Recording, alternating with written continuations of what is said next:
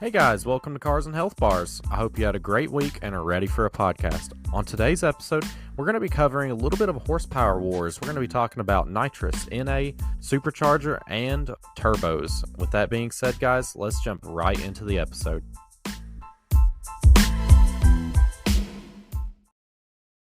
So as you heard in the intro, today we're going to be talking about how the best way, in our opinion, or just simply just talking about how to make good power, whether that be NA, boost, or turbos, or well, boost, turbo, superchargers, all that good stuff. And I just want to let Jordan just jump right into. I mean, this is right up your alley. This discussion here, being I mean, you used to put blowers and supercharger or turbos on for a living. Yeah, so fundamentally, I'm going to break it down as a engine is a air pump is the best way to look at it, because that is essentially what limits your power, is how much air you can move, along with, obviously you're going to mix it with fuel, but how much air you can move in and out of an engine.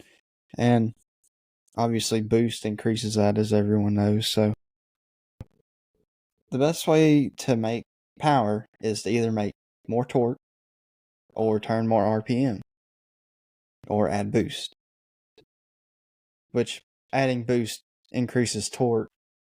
So I guess you could kind of lump it in there, but it's kind of a little bit more of its own thing. So, well, see, I was thinking more we could talk about NA engines, and at least at first. And, well, I think maximizing power on NA engines is just something I think I enjoy seeing more, because it's a little more tricky, like anyone can get 650 wheel out of an LS7, but go look for like 750 to 8. It's done. It's done. I'm not saying it's not. It's just, any cookie cutter LS7 with some parts off the shelf can reach both of those numbers, really. But it's a lot more entertaining for me to see a balanced setup, something that's been blueprinted. I don't know. I just think that's pretty cool. Yeah, I definitely agree. I mean, I would almost say the easy way out is to get a blower or some turbos, because I mean, you're gonna, if you got a decent setup, I mean, you're making 700-800 horse. I'd say 600 was the more conservative if you're just going like an LSA. Yeah, you're It, stock. it's it's way more respectable to see like an NA motor making like boost numbers with Yeah. no support at all. Especially if it's like the factory displacement, right? Like if you got an LS7, you're still factory born stroke, which is big. Don't get me wrong, but if you're making up a 8, then that's impressive. Yeah, I know some people argue too, like, why are you trying to be like one of these boomers that's got a 454 big block, like that being NA is a time of the past. But I mean, it ain't though. Like in my opinion, it's way more respectable to work for that power. Yeah, and then you look at, you know, a lot of people will go and be like, I want to be faster. And the first thing they do is increase power. That's not necessarily the best way to get faster, because I want to take a look at someone that we know here. Just kind of mention them because I think they do a good job of what I'm thinking of. And that's Ashton with his Mustang. Because he had a stock Mustang and he was beating challengers at the drag strip in the 60 foot. Like, that was back when it was stock. So, if you want to be faster, you can also be a faster driver and maybe a little more understanding of what makes a good driver. And I'm not saying I'm a good driver by any means. I'm not Ashton. I'm sleeping at the 60 foot dog, but I think people who seek a lot of power maybe could work on being a better driver a little bit too, and that would really help out. Or maybe maximizing your suspension setup or something too. But going back to the power topic, let's get into different power adders and, not just boost, but also nitrous, because I think nitrous on top of NA cars is really cool too, and we can kind of tie that in. Yeah. It's really cool to see nitrous on an old big block Chevy or something at the track. Cause It's just cool to see nitrous period, dude. That purge, like, yeah, golly, that's like mess around and find out kind of territory right there. it's just cool because I feel like nitrous gets so much hate for for the wrong reason, I guess you could say. Because there's a lot of tuners who work with nitrous, and I've never, seen a nitrous car that had like major issues because of the actually using nitrous. Usually, it's something unrelated to why the car that has nitrous blows up. I mean, obviously, it's a little bit harder on a car making more power, but if you're only doing like 100, 200 shot, that's not something that, on a stock bottom NLS, that should really be too problematic. So, I feel like a lot of the hate that goes to nitrous is kind of unwarranted because usually it would be like I don't know, like fueling being off or just something unrelated to actually running nitrous. It'd be something more in the setup and tune. And maybe like a component failure that isn't really the fault of. Because if you run nitrous and you do it right, you really should never have any issues. Another thing on the nitrous side, man, like the difference in what makes me like super fired up to be in a nitrous car is that's instant power. Like that's like pull your face back because you're going like we'll say like our cars have a nitrous, so you're looking at a 200 shot. You're just cruising, doing like you're making like 460 to 500 wheel. And then you hit that button, dog, you're immediately going to like 700. Like, that is an insane difference on the fly. Yeah, and you know what I like about nitrous is it still acts like an NA car more. It doesn't. It's not like turbo lag or like a PD No. blower. Like it still feels linear. Like your car is still just as RPM goes up, it's still making more power, obviously, but it just has a better. It feels more linear in that sense, is what I like. I prefer nitrous too in that circumstance because like it almost is like like oh crap button, like you're losing a race and you're like, oh yeah, I got a little bit extra in the tank for Yeah, you, Hoss. Like that's the gap sauce right there. that's always like secret mouse tool. You just waiting to pull it out, dog. Yes, sir. That's perfect comparison.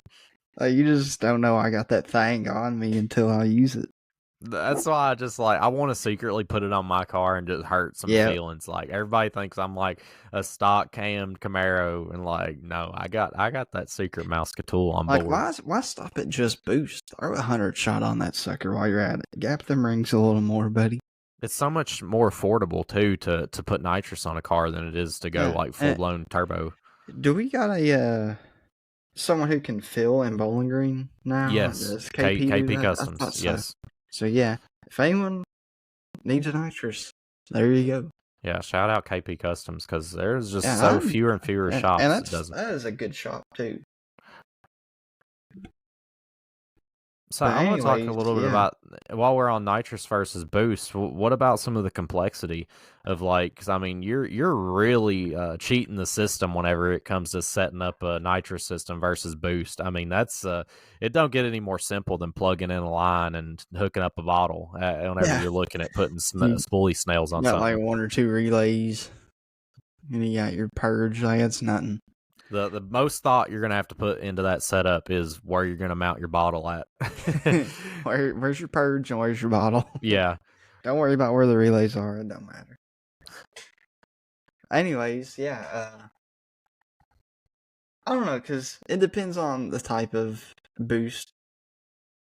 You got free boost, as I'm going to call it, from your turbo, which is unused engine, unused gases from the engine. Not really unused. It wouldn't really matter if it's unused or not, but the heat and excess of your power from your engine, your exhaust gases spooling the turbo, Definitely. it's free. It doesn't take engine power to make that. It just is a byproduct. Which I But think everyone knows that. that does come at a pretty big disadvantage if you're at the drag strip because I mean if you're or even just out street cruising, if you're doing pull after pull, the heat soak is insane on a boosted car.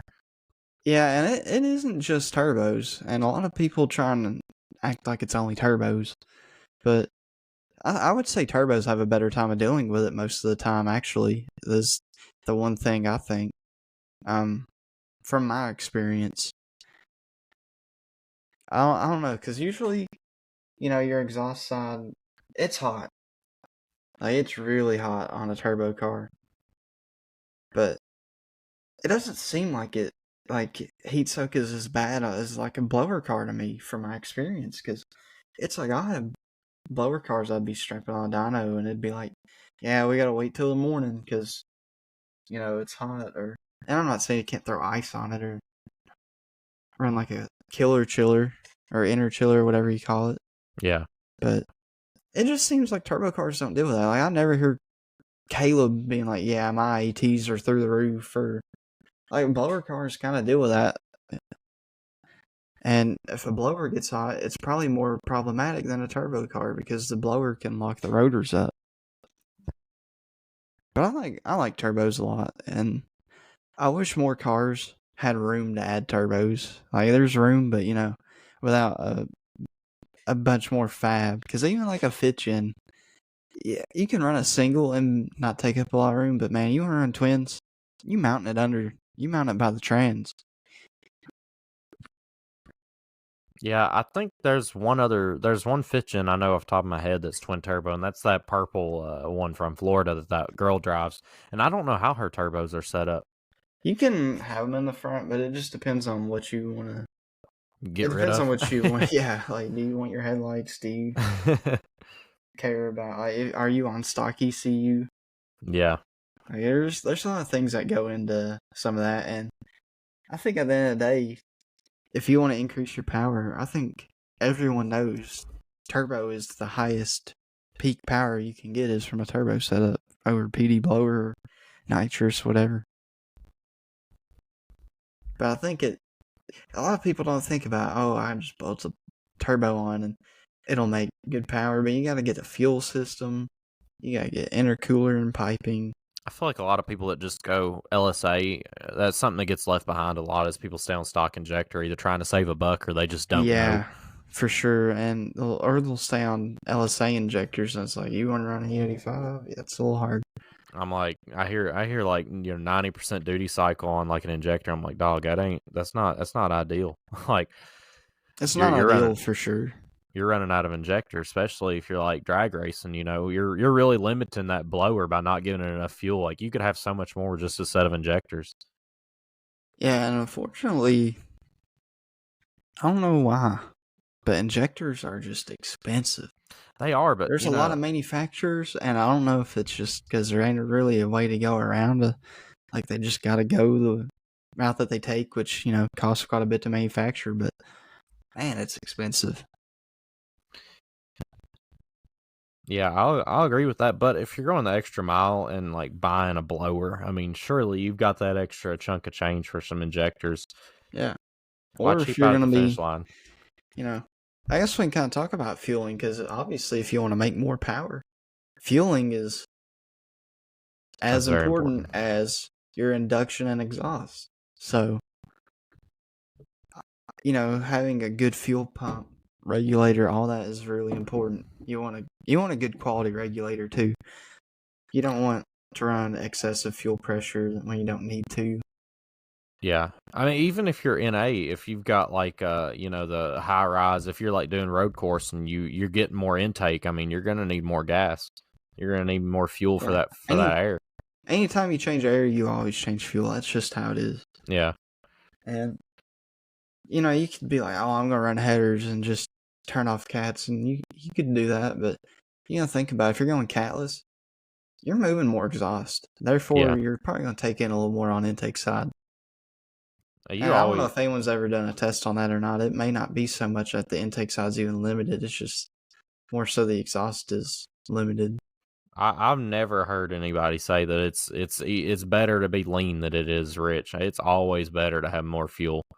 You never want Well, to lean you out. used to hear lean is mean, and I No, no. think I think in a certain amount of really you want to be target AFR, Right. but you, I don't know where lean is mean came from, but man, that's something I've heard a lot.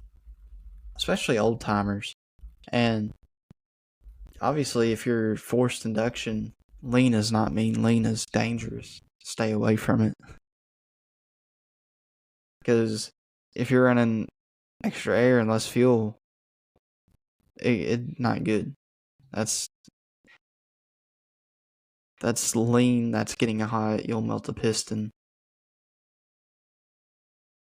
I'm Talk looking up the origin of that expression, and it just says implies that a vehicle that is both sleek and powerful capabilities in delivering impressive performance on the track or road. I'm not really seeing anything that specifies it being lean on, fuel.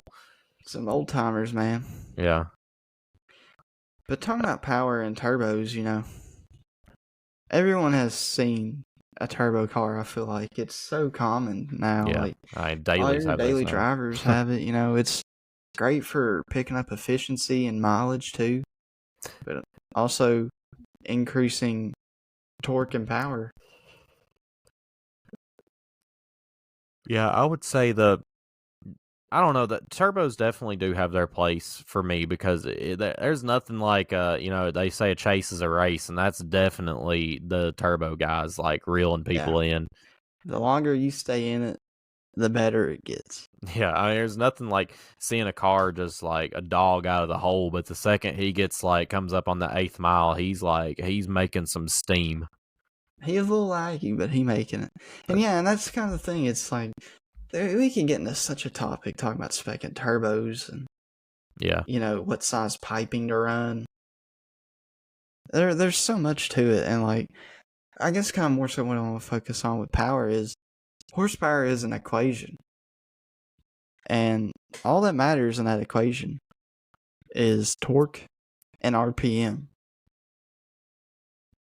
because that's how you get your power. So think about it from a perspective of math. How do you increase power when it's torque times RPM? You increase one of those two, or both. So how do you increase RPM? Well, that's easy. Do you need a valve train? Do you need lighter rods, pistons, crane? And then on the other side, you got torque. How do you increase torque? Displacement, induction, tuning, timing. There's a lot on the torque side, and then the RPM side is kind of left out on how do I get more power. At least I think that is more so in what I deal with. I do think Honda guys and other people probably do it, and even Mustang guys really. You can increase your RPM a lot. Yeah. And you talk about some cool cars that turn RPM. I always think like old solid roller 350 big block, whatever, turning 10,000 RPM or something crazy. Yeah. That's just cool. I want to know what's your opinion on what sounds the best out of NA turbo and supercharged cars. In your opinion, what sounds the best? And you have to take into account blow off valves. Yeah. And I lag. There's a lot to take in. Yeah. I don't know. I think I'm gonna have to give it to blowers for me, just for my passion as a kid. Yeah. I always was like, man, my dad would always take me to the car shows and I'd see these older muscle cars, that's primarily what we saw around here. And I'd see like a big 671 Williams supercharger on top of a Camaro or whatever. I'd just be like, I. And I think as a kid, the idea of like a car with a blower sticking out the hood was just the coolest thing to me. Yeah. I always wanted that, dude. That or the bug catcher out there. Yep. I always thought that was so cool. It don't matter if that's just a cool air cleaner. It still looks cool. I wish the LSA would be big enough to do that. I would do it on my car. People I'd do go to it. LSA and stick it through the hood. A lot of people do it in my body style because that hood vent, you can just pop that thing right out, and there you go. There's a hole. I have seen the Trans Am conversions for the fit chin that have LSAs. They have instead of the trim panel on top of the LSA, they have the shaker hood, so the shaker sticks through. Oh, nice. Yeah, I always thought that was pretty cool. I mean, the Challengers have been doing that in their newer body style cars since like the early 2010s with the Yeah, shaker hoods. I always was a big fan of that. You know, the Challengers already look really like, classic muscle car. It just, the shaker hood was icing on the cake for me. yeah, I don't know. If it was up to me, I get in moods, but man, there's just something about like an import, like hitting that anti-lag, yeah. hitting that wastegate, like or blow off valve. It just sounds so good. Ain't no hate because like I love driving turbo cars if they're not like obnoxious with the blow off valve. Yeah. Like it's got to be a dedicated performance kind of car, not like a Focus ST or some Yeah. shit that's kind of focused more on the still like it's a Focus at the end of the day. It's not running high boost or nothing. Like it's not a good platform it's on, so I don't think of it as it is a performance car over the Focus, but I don't know. It's not the same to me as like Caleb's car. Dude, I Because like love a Veloster, a Focus, like I'm talking about like something like an older inline six or something with some boost. I love Caleb's R33 because like it's got R32. the yeah, it's right, R32. I love it because it has the blow off valve where it sounds like it's sneezing every time. It'll Yeah. just get on it. It's like achoo. Yeah, I think import cars just sound so good in general. I don't know if I had to pick a domestic car that I love the sound of, it would definitely be NA because man, I know I talk about Cletus a lot, but his Dale truck, dude, that thing, oh my god, that LS7 and that thing just sounds absurd. Yeah, I agree. Like it's just such a deep, like girthy, like roar. It sounds so good. Yeah, I think NA engines are always going to be my favorite to like see people do. It's And just, man, like really, it's how risky do you want to be? Because I think that's a lot of power too. Is there's a little bit of risk involved. yeah, I mean, yeah, if you're staying in A, there's a lot of reliability in that. But you start like adding boost to stuff, adding more air than was originally supposed to be in that engine from the factory. I mean, there's always a risk that comes with that. Obviously, higher cylinder pressures and more power in general is more unreliable of a car because there's always more risk, even with harder, nicer parts. And eventually, it becomes a drivability issue. So tying into how to make power, how much power is really do you need? Like, what is your goal? And I think a lot of people should define that when they determine that they want a car with X amount of horsepower. It's like, do you want that much? Like, do you know what that's like? Do you know what you need to do to get there? And I'll say newer cars are pretty good about. You don't got to do as much. Yeah, because I mean they're already out the box, making like 400 from the factory. I mean, And well, like they might have a good suspension on them. Like you could take a stock fitch in and bolt, a turbo kit or blower on it, and you're gonna make power and put it down decently. yeah, that is the perk to build modern cars. It's like now I'm building this third gen. It's like every single part needs to be replaced. Like not just because it's old, just because it's just like it's not going to perform well on the track. Yeah, and really, I think it all ties into power. Cars are making more power, so they Yeah, need better brakes, and then obviously safety. Analog brakes is more of a safety issue than power. But you think any car with a good amount of power has big brakes now too. Like they you're stop really good from factory. yeah, you're right. I mean, our cars come with Brembos from the factory. I mean, that's super nice. That's not your just typical AC Delco or GM brake. Yeah, it's crazy. But yeah, there's definitely more discussion to be had, but we'll save that for another time. Let's Yeah, just go I would really like to schedule it a lot better and really plan it out. plan it. Like I'll just it's hard to do some of this stuff more on the fly, and Yeah. we could definitely improve upon that. But It depends because people may not want to see that either. I don't know. I feel like we have a group that's more into the tech talk than they are, the more topical stuff. I Yeah. feel like there's definitely a breakdown in Like the I wish I audience. had me a whiteboard and we could film it. Like I could just show different graphs and stuff. I think I'd enjoy that. Definitely. All right. Well, with that being said, we'll throw it to our gaming topic. So on the gaming topic, I kind of wanted to get into why it's so incredibly hard to perform well in multiplayer games now. And I know you probably can't attest to that too much because I would say you're not you're the average player. You tend to excel fairly quickly in games, but I feel like you could agree with me. It's kind of crazy how the skill level that online gaming is in general now, as to 10 years ago. Hmm. It's Like pretty hard. case in point, you want to talk about how PUBG started out and then what it is now. That's a fantastic example. I mean, PUBG is unplayable for me. Really, I have not played that game in so long. Man, it was so fun like at the beginning, and it's like I don't know what happened. It just like it slowly got more difficult, and then all of a sudden I'm like, I can't go anywhere as soon as I drop. Like I get either hunted down or some dude's like hiding in a corner. Like I always get killed some way or another.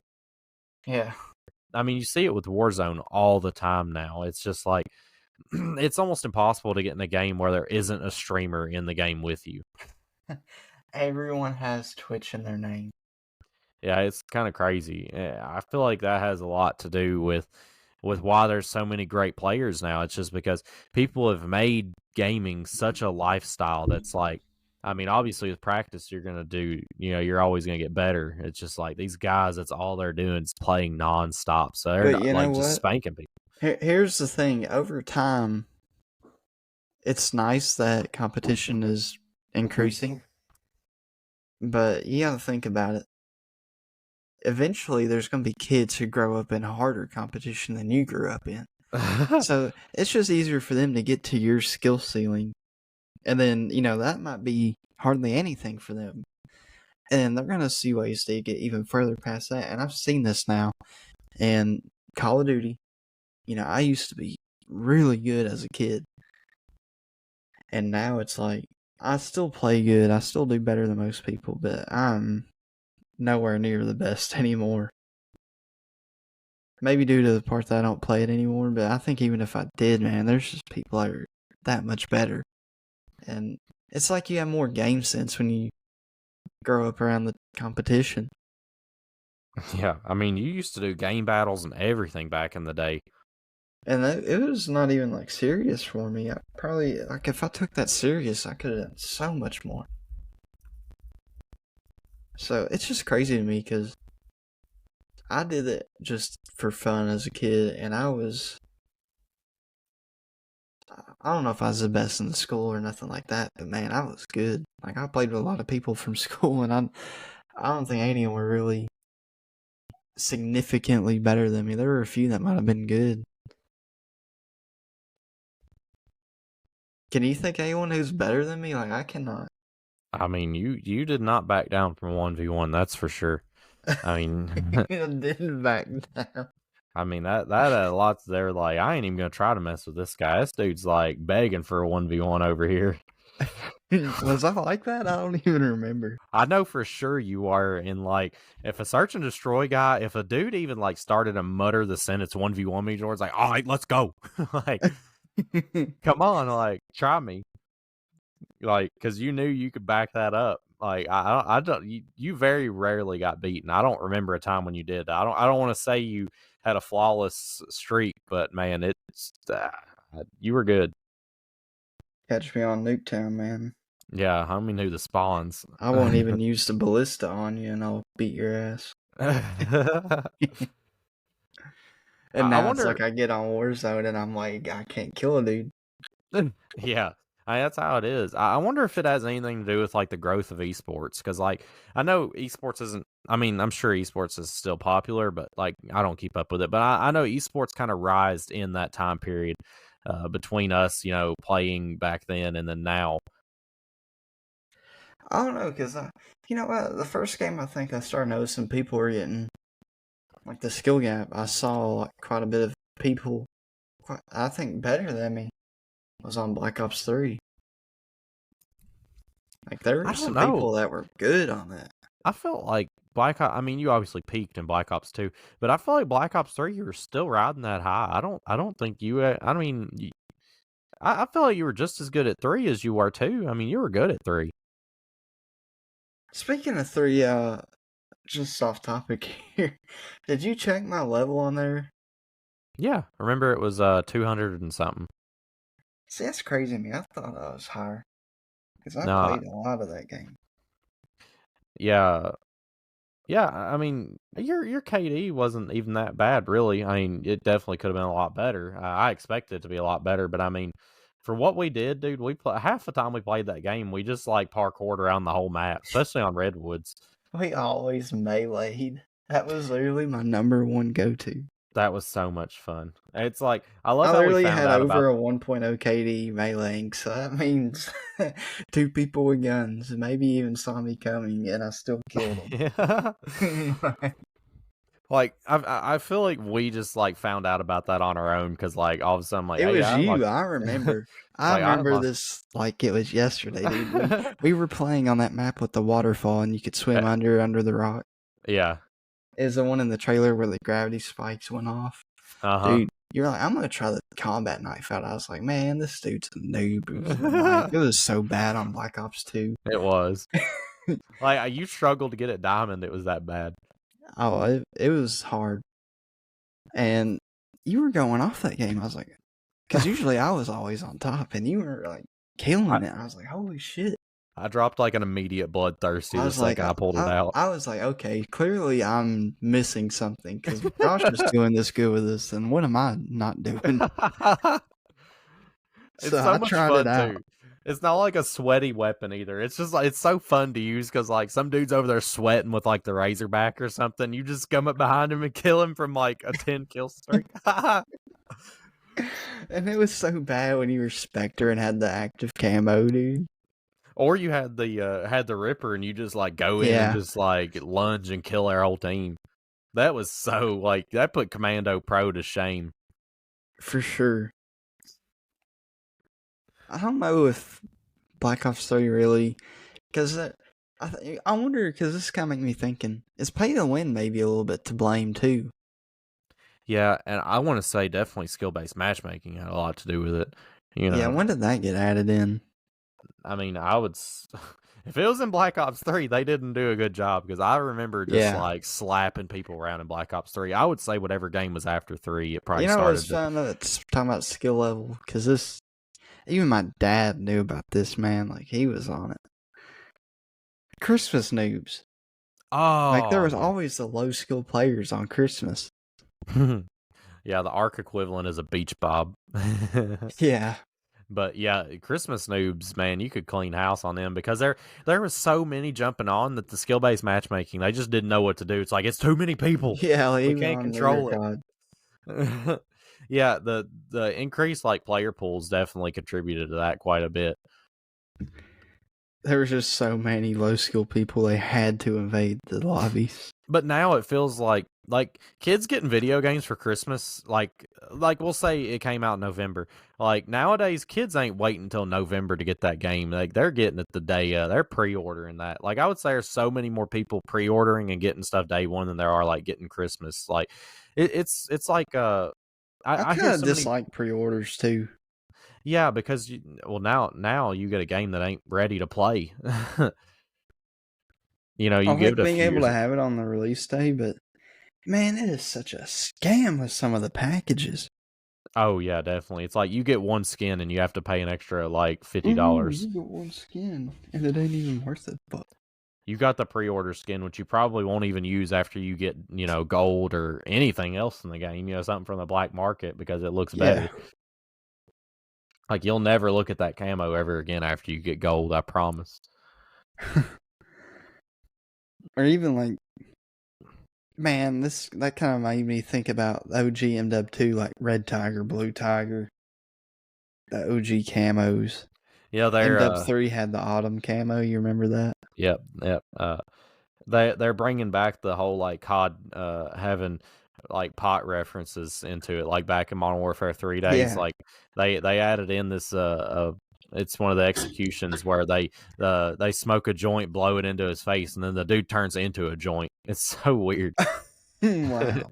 It's like so trippy what COD is doing. But somebody commented like this reminds me of Modern Warfare 3 making references like marijuana. It's like yeah.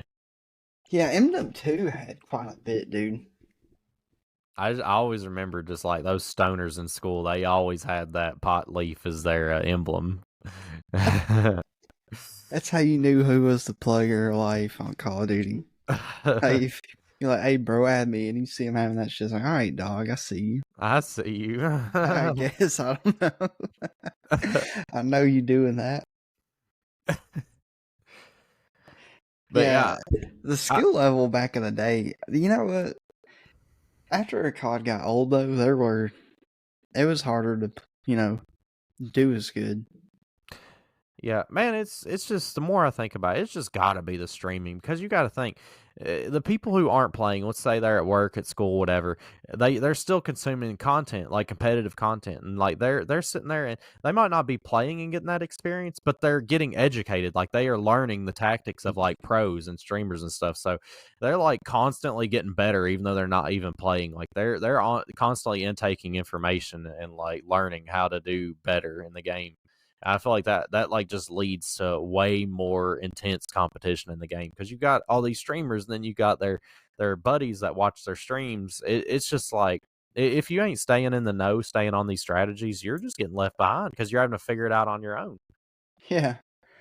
I got on the MW2, like Call of Duty Wiki, the OG MW2, Yeah, and you can get it's not a pot leaf, but it looks just like one. I Kill an mean, enemy just before they earn a 10 or higher kill streak. It's like, I might as well be that. So, that stoner was always trying to end your kill streak. yeah, it'll It's be funny like because his there's only kill. you remember like, we used to be playing S&D and there's always like the stoner, and there's always the one guy with his music on.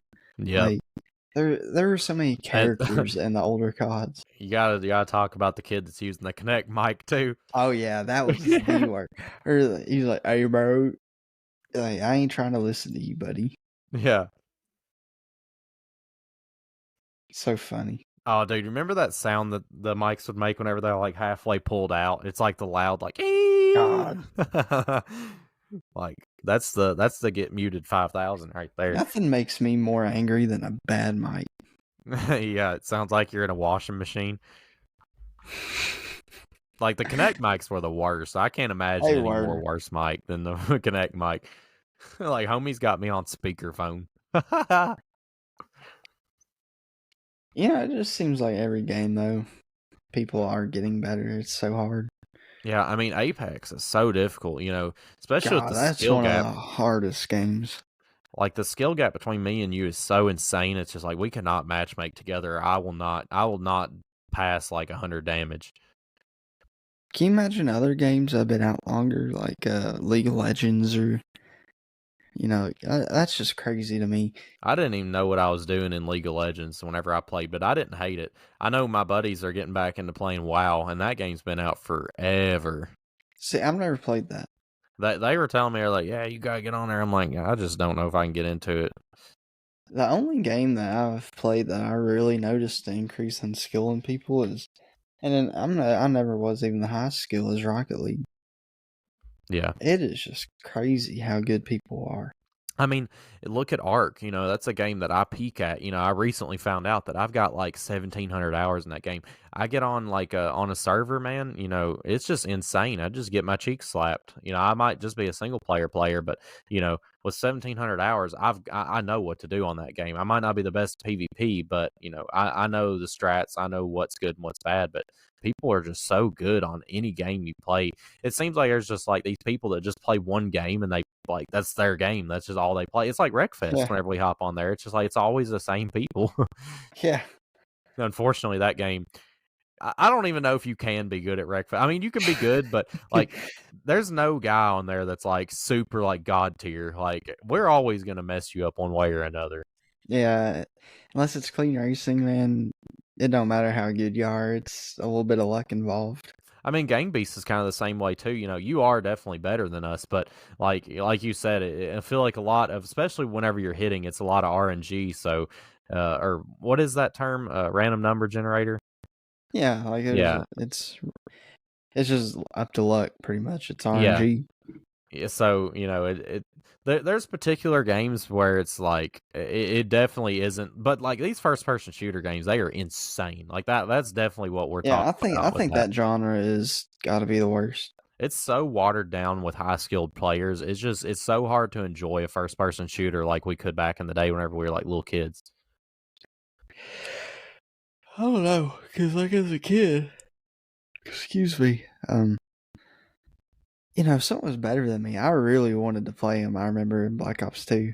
Yeah, I was like, yeah, get me in another game with him. yeah. My team holding me back. You ain't ready for me, buddy. I remember, like, I loved the competitiveness that I would get in Black Ops 2. I wanted to lose. I wanted to just lose. It just motivated me, dude.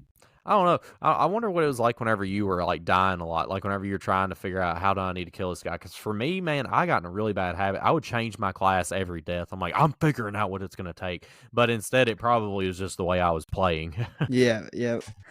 Nah, I had a rule. I remember it was if I die once, I don't question it. If I die twice, I'm like, you can have bad aim twice or, something. Yeah. But if I notice, like, if I keep doing the same thing, I try not to do the exact same thing every time. Like if I peek a dude who's like camping an angle, I never re-peek where I just peeked. Never. Yeah. That's, No. yeah. And a lot of people would. They'd just be like, "Oh, I'm gonna go back there and try again." And how about you try a different angle? So I always try to make sure I mix it up.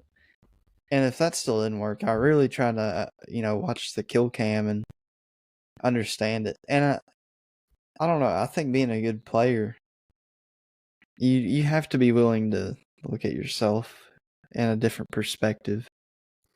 I feel like that's a lot of the thing. Like that mistake you just said, like that is like the mistake 101 for a player is they get killed by a guy holding a head glitch, and then their brain immediately goes, well, I know where he's at now. I can just kill him. Like, no, dummy, you're gonna go the exact same way and die again. That's Hey, what am cracks I me up the wrong? most. No, that is spot on. It's like, I know where jeez, he's at now. that is what they think. Like, We'll be playing like Battlefield 2042, and I'll be just holding the angle with the railgun, and I can line up headshots, and I'm just hitting them, and these people keep re-peeking me. like the same exact spot. Free kills, dude. It's like define insanity. Dude, when we played Pixel Strike, and I got on Nuketown and got 120 kills. Nuketown's on that game? Yeah, dude, I just kept holding the garage angle, spawn killing as soon as they walked out. They just kept coming the same way every time. That game never ceases to amaze me. Dude, I love that game for no reason. And you know what? That's one of the few games that has not been competitive that I've played in a long time. That one guy was slapping us around, but I'm certain he was hacking. Oh, yeah. I don't even remember his name, but he's like level 400. I don't count cheating. It's whatever. You're level 400 on a game that came out a week ago? Okay. And I read on the Steam page, it's like a 5-year-old could hack that game. Like, it's not hard. Literally probably just go into like Curse Forge and play it through there and have access to a mod menu. But yeah, we just want to jump on here to just like a competitive FPS topic. That's pretty much all I've got. I do want to say at the back end of the show here, we hopefully have a pretty good show lined out for you next week, so you're not going to want to miss that. But I guess with that being said, we'll throw it to the outro.